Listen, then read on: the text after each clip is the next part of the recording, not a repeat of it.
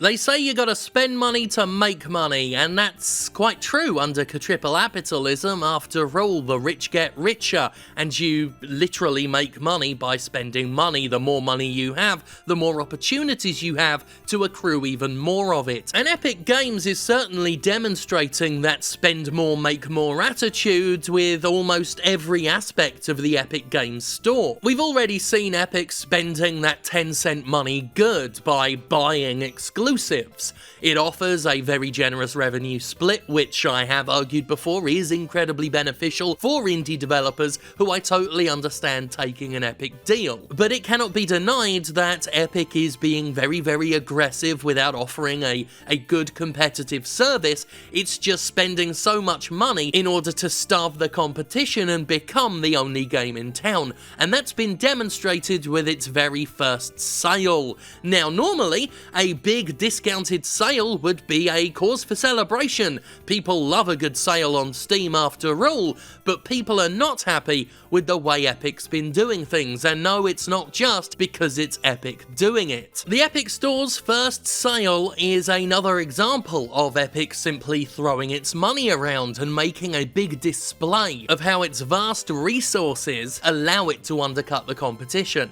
You see, unlike on other platforms, Epic is taking on the burden of the discount. It proudly boasts that any discounts come at no cost to the developer or publisher. Sounds like a pretty good deal, right? You get a discount and the publisher doesn't get harmed at all. But if it's such a good deal, why are certain games now being pulled from the Epic Store, and why are some companies bumping up the prices of their games? Well, the answer's quite simple. None of them had a say in this sale whatsoever. Paradox is one such company that wants to remove its game from the Epic Store, at least temporarily. They have said, "We are in a discussion with Epic regarding the temporary removal of Vampire the Masquerade Bloodlines 2 from the Epic Games Store. The game will return to the store soon. Any purchases made while the game was discounted during the Epic Mega Sale will be honoured and no Masquerade violations will be assessed." Which is good, because if there's one thing I know from playing a lot of Vampire in the tabletop form, it's that you do not violate the Masquerade. Now, with Vampire the Masquerade Bloodlines 2, I'm sure many of you can already see the problem there. The game isn't out yet, and the problem with sales is that they do inherently devalue a product. It's why, on other platforms, the developers and publishers are the ones to set the terms of the sale. They determine when and by how much a discount is had. This is especially troublesome if the game is not an Epic exclusive. It is therefore way more expensive on other platforms, which, well, you know, that's exactly what Epic wants it to look like. If it can't get the game exclusively, it sure as shit gonna price it exclusively to create this notion that games are simply more expensive if you shop elsewhere. Epic's knocking $10 off the price for anyone who spends over $14.99. And if you are offering something with $10 off before it's even come out, then when it does come out, that's going to look like, to many people, a price hike. It's gonna look like the price increased to $10. If a game is $20, but people buy it for $10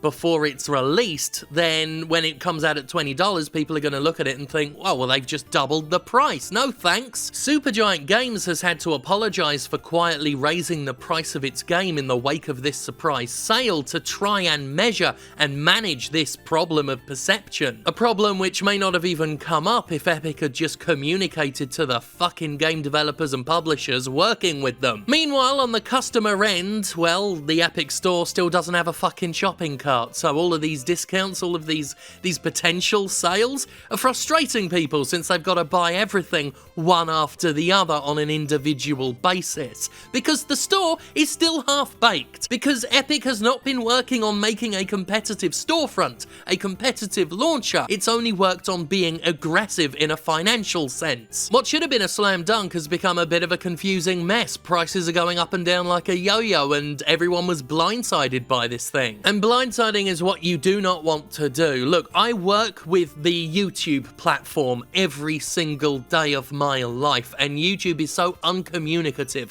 and surprises people, never in a good way, surprises people with all sorts of nastiness and weird little experiments and changes to the UI and changes to how subscribers and viewers and algorithms work, all without telling us, and it leads to an incredibly stressful, problem-riddled work environment. The Epic Store is still new. There is always going to be teething problems. The Steam storefront was notoriously shitty for quite some time, but as has been pointed out several times before, we've had many years to learn the do's and don'ts since Steam's original incarnation, and a lot of that groundwork is already laid. You shouldn't have to be making those sorts of mistakes. And people are fairly forgiving of teething troubles if you've given them a reason to trust you, if you've earned their goodwill, and Epic has just been doing the opposite of that. I still want there to be a truly competitive storefront in the games market. I want Steam going head to head with something that can wake it up and revitalize and make things competitive.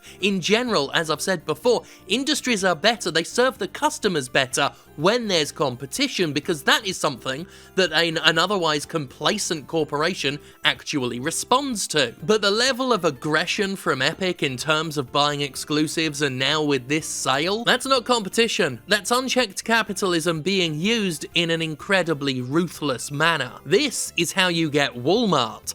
This is a company moving in and pricing out the competition to the point where there is no competition left. That's the endgame of any company that behaves like this, that behaves as Epic's been behaving. It becomes less about offering the best service to customers and more about just the straight-up slaughter of anything that could threaten their dominance. Incidentally, I was encouraged to do this video by internet sloth Casey Explosion, who has a really good Twitter thread on this subject as well. I'll do a link in the description and all of that. It's very worth the read. But as always, remember with whatever it is that Epic's doing that's controversial and aggressive and upsetting to the game buying public, just remember, in this market they're free to do it.